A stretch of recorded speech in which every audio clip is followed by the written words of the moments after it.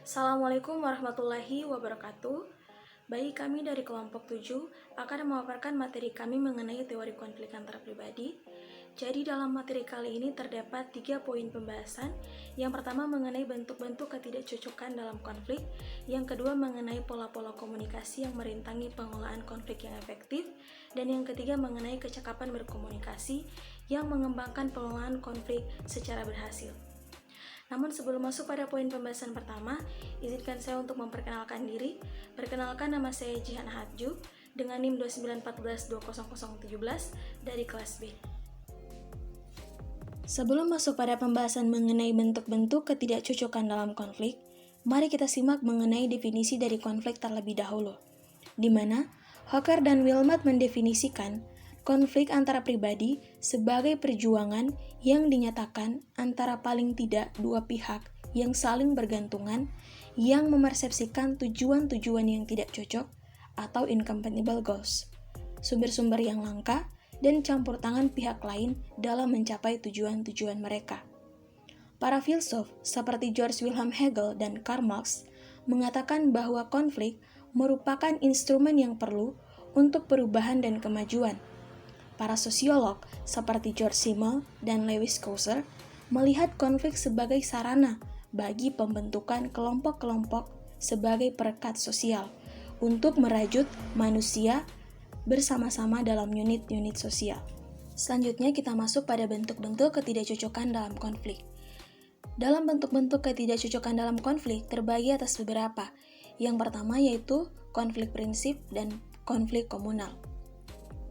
Witten menjadikan pemikiran dengan membedakan antara dua bentuk konflik. Yang prinsip berkenaan dengan ketidaksetujuan mengenai hal-hal yang dianggap baik dan mencerminkan perbedaan-perbedaan nilai. Sementara konflik komunal menganggap pihak-pihak yang berselisih setuju yang berkenaan dengan nilai-nilai mereka, tetapi berbeda mengenai bagaimana mereka harus bertindak.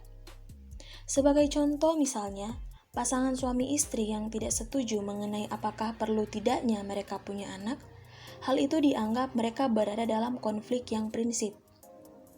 Sedangkan pasangan suami istri, di mana keduanya setuju punya anak, tetapi tidak setuju kapan harus punya anak, ini termasuk bagian dari konflik komunal. Selanjutnya ada konflik realistik dan konflik non-realistik, di mana Cousser berpendapat bahwa konflik-konflik non-realistik seringkali muncul dari situasi di mana individu-individu tidak dapat menghadapi sebab-sebab frustasi mereka dan akibatnya melemparkan kemarahan pada orang lain. Sementara konflik realistik adalah konflik yang timbul dari frustasi mengenai tuntutan-tuntutan spesifik di dalam hubungan dan dari mengestimasi perolehan dari para partisipan dan diarahkan pada objek yang frustasi yang diduga. Kita bisa lihat contoh, pasangan suami istri memberikan kita bukti adanya konflik realistik dan non-realistik. Semisal, pasangan suami istri menghadapi frustasi yang muncul dari sumber-sumber di luar perkawinan, dan perasaan-perasaan negatif ini bisa tercurah ke dalam interaksi perkawinan mereka.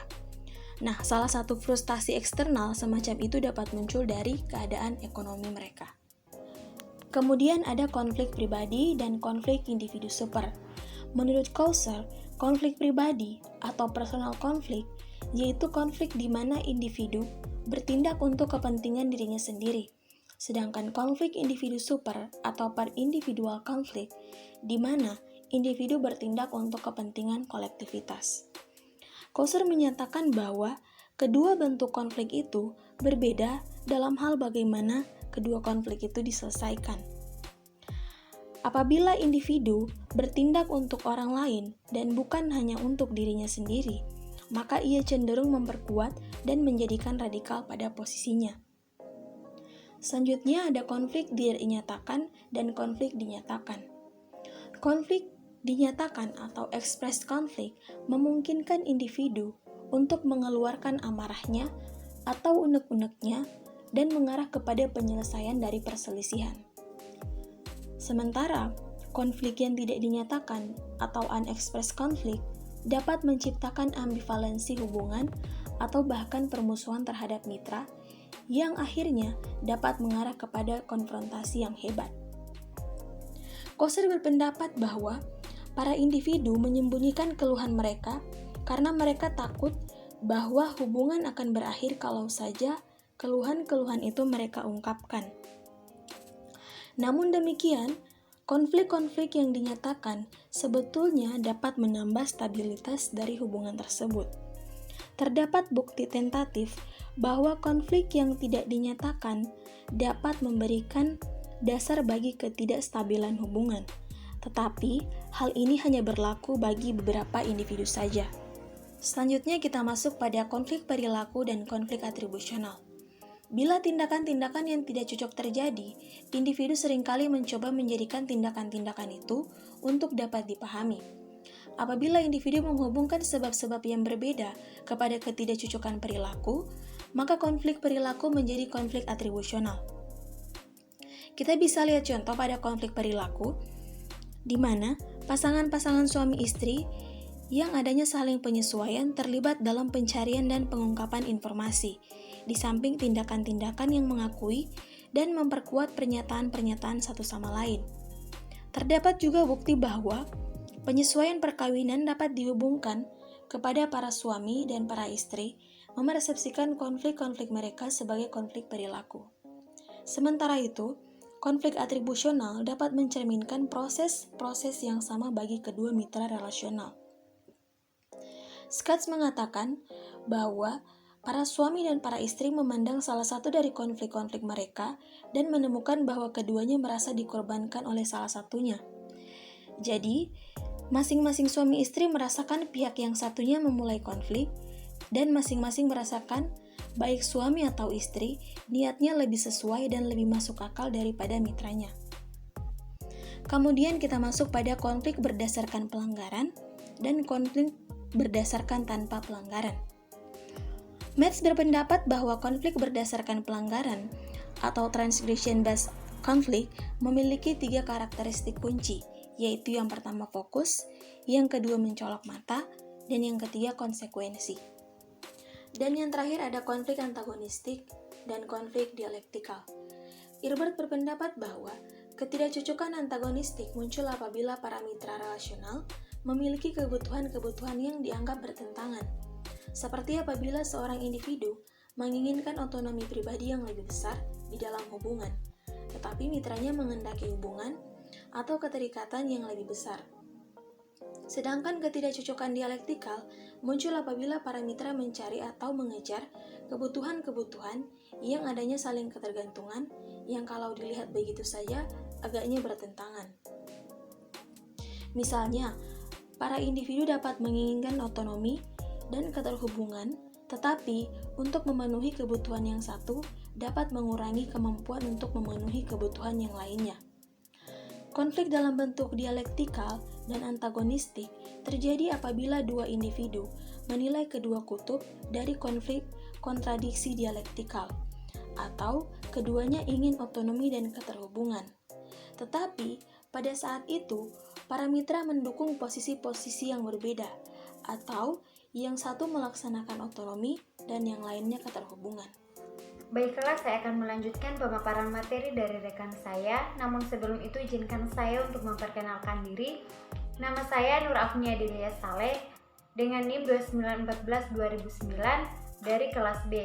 Baiklah, saya akan melanjutkan presentasi dari rekan saya. Selanjutnya kita masuk pada pembahasan pola-pola yang merintangi pengelolaan konflik yang efektif. Berkomunikasi selama peristiwa konflik amat menantang dalam setiap keadaan.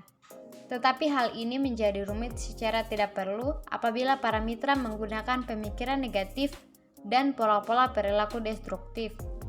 5 pola umum di mana para mitra ikut terlibat dalam pengelolaan konflik efektif yang rumit. Seperti yang pertama yaitu alasan-alasan yang diduga. Dalam konflik, Anda dapat berpikir bahwa Anda tahu apa yang orang-orang lain sedang pikirkan atau mengapa mereka berperilaku dengan cara-cara tertentu. Seringkali kita mengajukan motivasi-motivasi dengki yang tersembunyi pada perilaku orang. Tetapi dengan berasumsi kita mengetahui Alasan-alasan apa mitra kita melibatkan diri dalam menerka-nerka daripada mengetahui yang sebenarnya. Yang kedua yaitu balas menyalahkan. Dalam hal ini, para partisipan memusatkan perhatian mereka pada pembuktian bahwa asal muasal masalah berasal dari perilaku orang lain. Yang ketiga, menuntut menarik diri. Dalam menuntut untuk menarik diri, seseorang memilih cara paksa dengan cara mengomel, menyalahkan, atau mengkritik. Sedangkan mitra yang satunya membalas perilaku memaksa itu dengan menggunakan cara menarik diri. Yang keempat yaitu meningkatnya hal yang negatif. Pola deskriptif lainnya dari komunikasi konflik dimulai apabila seseorang menyiapkan ucapan-ucapan yang sifatnya bermusuhan ke dalam pembicaraan konflik dan mitra menandingi komentar yang negatif itu dengan ucapan atau komentar yang sama negatifnya. Pola ini dinamakan meningkatnya hal yang negatif sebagai akibat dari memburuknya pembicaraan ke dalam saling mengumpat dan tuduhan dengan kata-kata yang tidak enak didengar, yang dapat meracuni hubungan secara keseluruhan. Yang kelima yaitu keras kepala. Apabila kedua belah pihak dalam konflik secara keras kepala berpegang teguh pada posisi masing-masing mengenai suatu masalah dengan maksud untuk tidak kehilangan muka, mereka menghalangi diskusi dan pengelolaan konflik yang efektif. Pembahasan selanjutnya yaitu kecakapan berkomunikasi yang mengembangkan pengelolaan konflik secara berhasil. Tujuan utama Anda dalam mengelola konflik supaya adanya kesesuaian dan efektivitas dalam perilaku Anda sendiri dan untuk mengacaukan pola-pola destruktif dengan menggunakan kecakapan berkomunikasi yang mengembangkan pengelolaan konflik secara berhasil. Selanjutnya terdapat kecakapan berkomunikasi untuk memprakarsai konflik. Berikut petunjuk-petunjuk untuk memprakarsai konflik. Didasarkan pada hasil karya dari beberapa penelitian lapangan. Yang pertama yaitu mengakui dan menyatakan mempunyai masalah yang nyata. Yang kedua, jelaskan dasar-dasar dari konflik yang potensial dalam arti perilaku, konsekuensi, dan perasaan. Yang ketiga, hindarkan menilai motif-motif orang lain. Yang keempat, pastikan orang lain memahami masalah Anda. Yang kelima, uraikan solusi yang Anda pilih sedikit banyak dapat memusatkan pada dasar yang sama. Yang keenam, mental harus dipersiapkan dulu mengenai apa yang akan Anda katakan sebelum berhadapan dengan orang lain, sehingga permintaan Anda akan singkat dan tepat. Yang terakhir yaitu buatlah singkat. Selanjutnya, kecakapan berkomunikasi untuk merespon konflik, di mana lebih sulit untuk menciptakan iklim yang kolaboratif apabila untuk merespon konflik yang diprakarsai oleh pihak lain daripada memulai konflik yang tepat. Artinya, tugas Anda yang paling berat atau sulit sebagai pemberi respon ialah menangani konflik yang diprakarsai secara efektif dan mengubahnya ke dalam diskusi pemecahan masalah yang produktif. Berikut terdapat petunjuk-petunjuk yang akan membantu Anda dalam merespon secara efektif dalam situasi-situasi ini. Yang pertama yaitu gunakan tamek Anda. Hal ini dapat dilakukan dengan cara diam sambil berpikir mengenai pilihan yang akan diambil untuk mengubah masalah tersebut menjadi kesempatan untuk menyelesaikannya. Yang kedua yaitu berikan respon yang empatik dengan kepentingan dan kepedulian yang sungguh-sungguh agar terjadinya kolaborasi yang efektif. Anda harus perlihatkan respek kepada orang itu dengan memberikan perhatian dan tunjukkan sifat yang empatik. Apabila amarah orang itu sudah mereda, Anda dapat memulai penyelesaian masalah. Yang ketiga, uraikan dengan kata-kata sendiri pemahaman Anda mengenai masalah itu dan ajukan pertanyaan-pertanyaan untuk menjelaskan masalah. Ada manfaatnya untuk menanyakan kepada orang itu jika ada sesuatu yang belum disebutkan. Ada kalanya manusia akan memprakarsai sebuah peristiwa konflik dalam hubungan dengan masalah-masalah kecil tanpa menyebutkan apa yang benar-benar perlu dipertimbangkan. Yang keempat, carilah persamaan dasar dengan menemukan aspek dakwah yang disetujui dengan menyetujui beberapa aspek dari dakwah atau keluhan. Anda menciptakan dasar yang sama dan dari situ pembicaraan mengenai penyelesaian masalah dapat dilaksanakan. Yang kelima, meminta kepada pemeraksara konflik untuk menyarankan solusi alternatif. Meminta kepada pemeraksara konflik cara-cara alternatif untuk dapat menangani konflik. Karena pemeraksara konflik agaknya perlu waktu untuk berpikir mengenai apa yang harus dilakukan. Dalam setiap hal, meminta saran-saran berarti mengomunikasikan kepercayaan Anda terhadap orang lain dan dapat memperkuat iklim penyelesaian masalah. Selanjutnya terdapat kemampuan berkomunikasi untuk menengahi konflik. Seorang penengah adalah pihak ketiga yang tidak terlibat ke dalam konflik dan bertindak sebagai pemandu yang netral dan tidak memihak. Mengatur sebuah interaksi yang menginginkan pihak-pihak yang konflik untuk menemukan solusi mengenai masalah mereka yang dapat diterima secara timbal balik. Para penengah dapat memainkan peran dalam menyelesaikan konflik jika mereka memperhatikan petunjuk-petunjuk berikut ini. Yang pertama yaitu, pastikan bahwa orang-orang yang terlibat konflik setuju bekerja sama dengan Anda. Yang kedua, bantu orang-orang yang mengidentifikasi konflik yang sebenarnya. Yang ketiga, pelihara netralitas. Yang keempat, jaga supaya pembicaraan terfokus pada masalah-masalah dan bukan pada pribadi-pribadi. Yang kelima, mengusahakan untuk menjamin waktu bicara yang sama. Yang keenam yaitu memusatkan pembicaraan dalam menolong kedua belah pihak mencari penyelesaian. Yang ketujuh, gunakan persepsi untuk mengecek dan membuat uraian dengan kata-kata sendiri untuk memastikan kedua belah pihak benar-benar memahami dan mendukung penyelesaian yang telah disetujui. Yang terakhir yaitu buatlah rencana kegiatan dan prosedur tindak lanjutnya. Selanjutnya, memulihkan dari kegagalan pengelolaan konflik. Sellars dan Weisberg telah menunjukkan bahwa konflik dapat merupakan proses yang sangat kompleks dan beberapa konflik tidak dapat diselesaikan bahkan dengan teknik komunikasi sebaik apapun. Yang pertama, memahami konflik yang tak terselesaikan.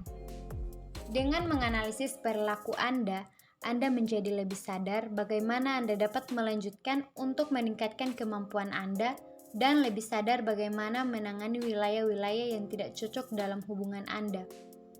Karena konflik merupakan hal yang tak terelakkan, Anda dapat mengharapkan menggunakan lagi pengetahuan ini. Yang kedua, memaafkan. Perbuatan memaafkan terdiri dari menghilangkan perasaan dendam dan keinginan untuk melakukan pembalasan.